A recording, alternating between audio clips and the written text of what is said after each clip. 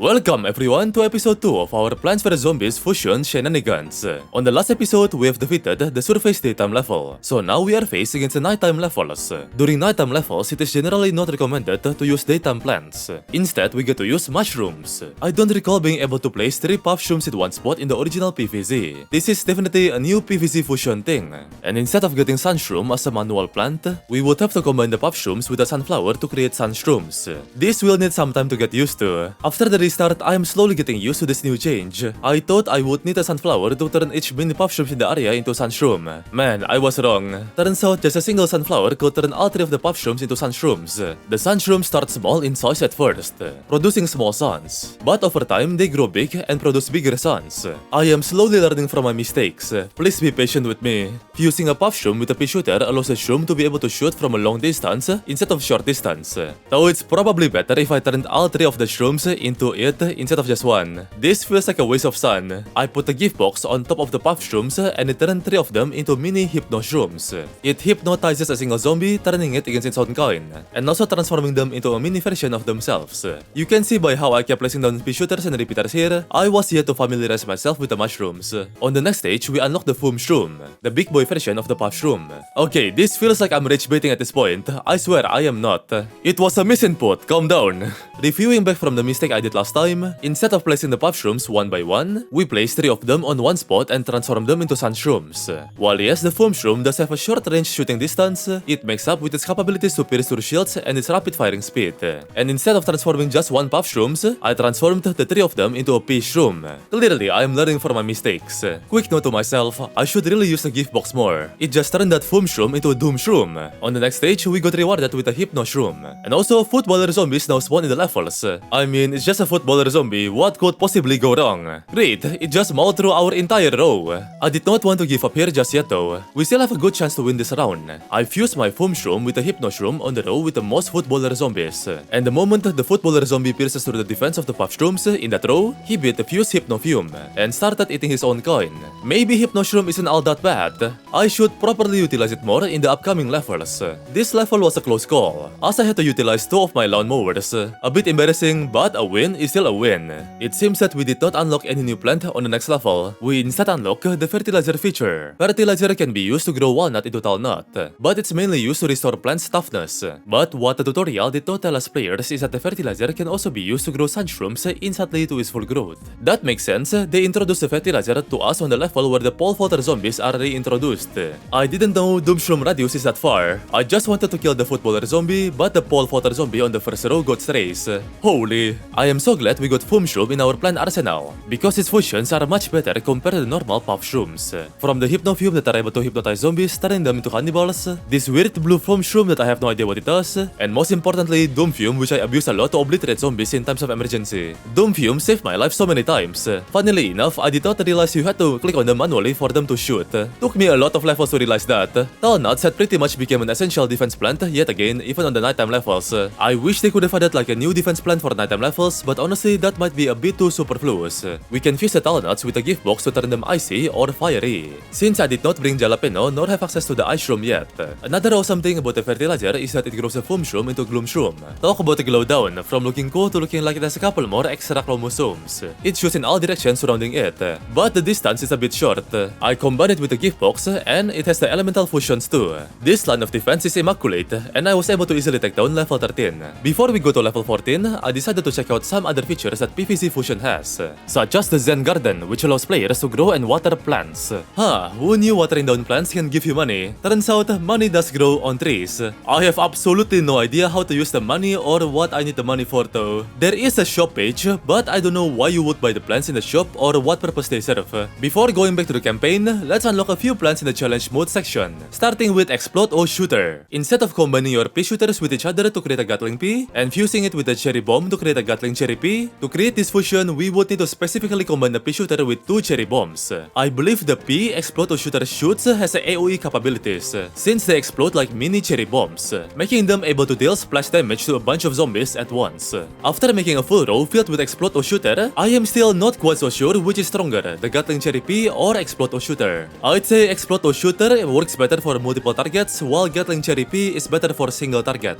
The next challenge plant we will unlock is the Chewzilla. It is a result of using a walnut, a chomper, and a pea shooter. Right away you can feel the menacing aura the Chewzilla impose. The only downside of this plant is its very expensive cost of using 3 of the most important plants in the daytime level. Now let's talk about its upsides and why the Chewzilla is straight up overpowered. First of all, the obvious reason. It provides both offensive and defensive capabilities, and is exceptional at both. Instead of chomping zombies and going on a cooldown like a regular chomper, it violently tanks the zombies in a continuous manner. While Chewzilla is short-ranged, you can still place them behind a walnut or a tall nut, and they can still damage zombies behind them. However, the best part is their ability to lifesteal from zombies. Every time they tank the zombies, they get some of their HP back, healing themselves, making the Chewzilla plant basically immortal to most regular zombies in-game. Placing rows of Chewzillas behind tall nuts is honestly an instant win button for most of the daytime levels, as this combo is just straight up beyond overpowered. The zombies won't be able to pierce through their massive defense. I bet the Chewzilla itself can easily solo levels, and I am sure there are people out there that did exactly that. Snap back to reality and back to the main adventure mode. On level 14, we unlock the Scary Shroom. Unlike the Puff Shroom or the Fume Shroom, the Scary Shroom is able to shoot from a far distance. But just like the name implies, it gets scared and hides itself whenever a zombie gets near to it. I am not feeling this plant. I feel like Fume Shroom has way more aura and versatility compared to it. Luckily, we can combine the Fume Shroom and Scary Shroom together to get the best of both worlds, resulting in a shroom that can shoot from a far distance and it won't get scared anymore when zombies get near them. In fact, they do the opposite. They shoot more rapidly when zombies get near to them. However, they are not a strong plant by any means. You've heard of panic rolling in Souls-like games. Now prepare to hear about Panic Cherry Bomb in Plants vs Zombies. Works like a charm every time. Combining the walnut with a Hypno Shroom makes a Hypno Nut that makes zombies that bite into them cannibalize their own kind. Actually, Hypno Nut isn't too bad considering the cost and improved defense by turning zombies against themselves. The same cannot be said when I combined the walnut with the Puff Shroom. This resulted in probably one of the worst fusions in the entire game. It creates a tiny penis-shaped walnut. I don't get their purpose at all. I solved that one polter zombie in the other row by letting him eat a Hypno Shroom. I just found out apparently if you hypnotize those mystery bag zombies with a Hypno Shroom, they can turn into completely random zombie entirely. In this case, it turned into an omega overpowered football gatling pea head zombie. Yo, that's insane. Knowing this, Hypno Shrooms might be more overpowered than what I expected. This did not happen in the base game. I am not letting that pole fodder zombie breach to my lawnmower. I had to fuse a cherry bomb into my chomper. Cherry bomb chomper chomps zombies and explodes the area whenever it does so. I am not a big fan though because the cooldown between its chomps are absurdly long. When in doubt, fuse a gift box into a Fume Shroom and hope it becomes a Doom Fume. There is so much happening at this moment right here. From a footballer zombie mowing through our last row of defense, to a hypnotized mystery box zombie turning into a gargantuar cannibalizing his own kind. I had to quickly fix the now empty last row, planting plenty of mushroom variants and fusing a Fume Shroom with a Hypno Shroom. Hypno Fume shoots projectiles that are able to hypnotize zombies after a bunch of shots. Placing it on the same row as Hypno Walnut allows the Hypno effect to become even more potent. Just right before we were able to clear the level, we unlocked a new fusion, Ice Candy Shroom. Now, on to the next level. That Ice Candy Shroom was for sure a foreshadowing, as the next plant we unlock is the Ice Shroom. On level 15, we are introduced to this new mechanic called Cryo Points. Oh shoot, did the game just give us free ice plants? This is cool. Basically, whenever the cryometer of a zombie is full, they will get frozen in their place entirely and take 4 times more damage from ice projectiles. Never mind, the game took away the ice plants.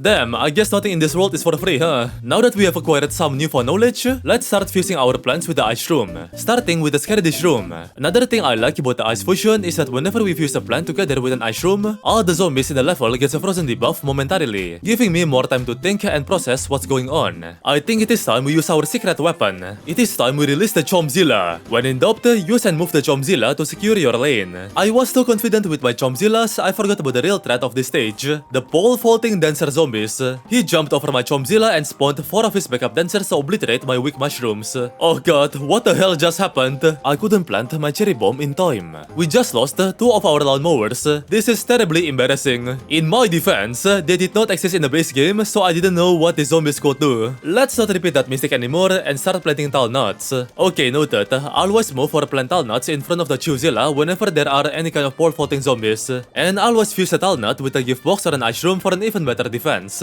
Oh, look at that! We just accidentally unlocked a garlic fume shroom. We couldn't really see the full capabilities of the garlic fume, as victory in this level was near guaranteed with this setup. I feel like we are missing something.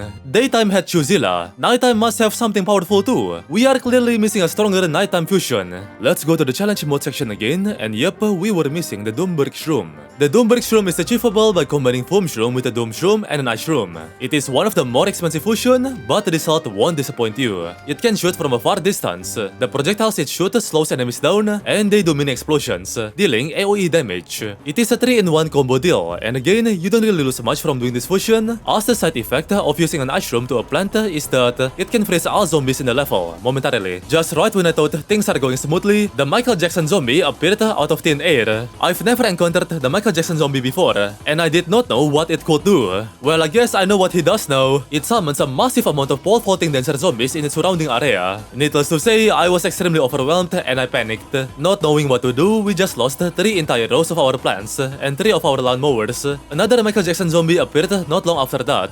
This time, I used my brain to its maximum potential. I put a gift box on top of a doom fume, resulting in a Doomberg shroom that freezes the level, and I put a doom shroom near the dancer zombies, obliterating the surrounding area. Absolute cinema. Okay, noted, do not put a walnut in front of a tall nut.